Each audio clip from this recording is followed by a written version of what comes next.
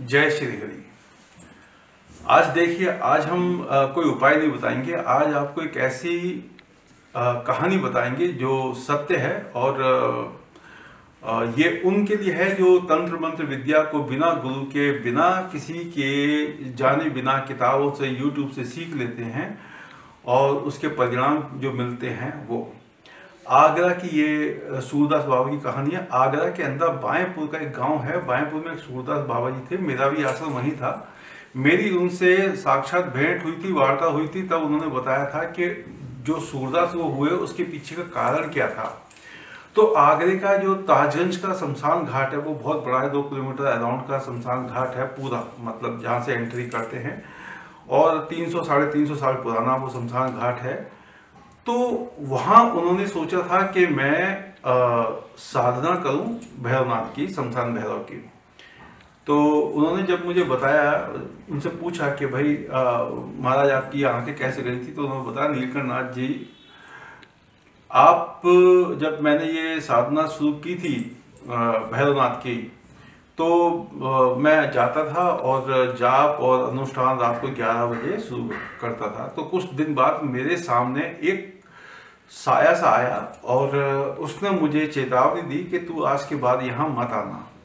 अब सोचिए, मतलब भैरवनाथ का मंदिर है, बहुत पुराना मंदिर है वहाँ पे शमशान घाट में। और उनको, मैंने भी वहाँ पे काफ़ी सारी पूजा की है, तो उनको वहाँ से चेतावनी मिली कि तू यहाँ पे मत आना।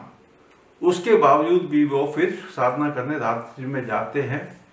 फिर उनको दूसरी बार चेतावनी मिलती है कि तुझे मना किया है यहाँ पे मत आना, लेकिन तू मान नहीं रहा। फिर वो अपनी पूजा पाठ करते हैं और बड़े खुश थे कि भाई अब तो मेरी सिद्धि हो जाएगी, क्योंकि उन्होंने किताबों में पढ़ा था कि साधना में ऐसी अड़चनें आती हैं, आपको भयभीत करती हैं चीजें आके और डराती हैं, तो आप उनसे डरे नहीं, अपनी साधना को आगे बढ़ाएं।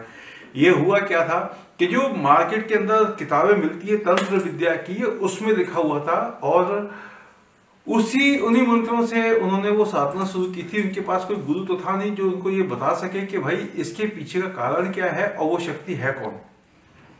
तो उन्होंने क्या किया कि जैसे कि किताब में लिखा था कि अड़चनें आती हैं और आपको डराएंगी, धमकाएंगी, आपको डरना नहीं है और भयभीत नहीं होना है, आपको आगे बढ़ना है।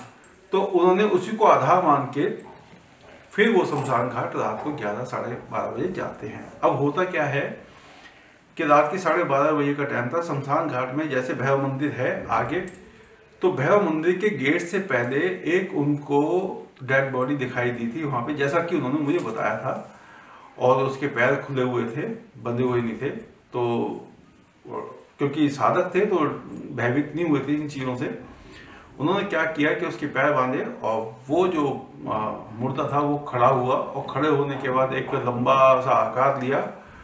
वो आकार से वो भयभीत हो गए। सिर्फ ये जो था सिर्फ उन्हीं को दिखाई दिया था, ये किसी और को दिखाई नहीं दिया था। और ये आकार भी उन्हीं को दिखाई दिया था, क्योंकि आसपास जो वहाँ पे कार्य करते थे उनको भी नहीं दिखाई दिया था कि ऐसा कुछ हुआ। लेकिन ये बहुत जोरों से, तेजी से भागे और भागते भागते वहाँ आ गए।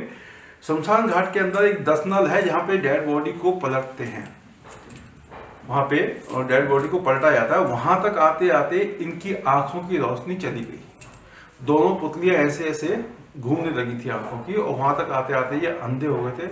उसके बाद दुनिया भर का इनका इलाज हुआ, बहुत सारे उपाय हुए और माफी मांगी, पाठ पढ़े, लेकिन इनकी आंखों की रोशनी नहीं आई। जब तक ये 30, 35, 40 साल पहले की बात है, क्योंकि मुझे ही वहाँ आश्रम से करीबन 2005, आज 20 साल तो वैसे ही हो गए, और 5 साल तक मेरा आश्रम वहाँ सिकंदरा में भी था। तो ये कहानी कम से कम 35 साल पहले की कहानी है और ये सच्ची कहानी है। तो मैं सभी से ये निवेदन करूँगा, जितने भी नए साधक हैं, यूट्यूब को देख के या किताबी पढ़ाई को देख के कभी साधना ना करें। जय श्री हरि।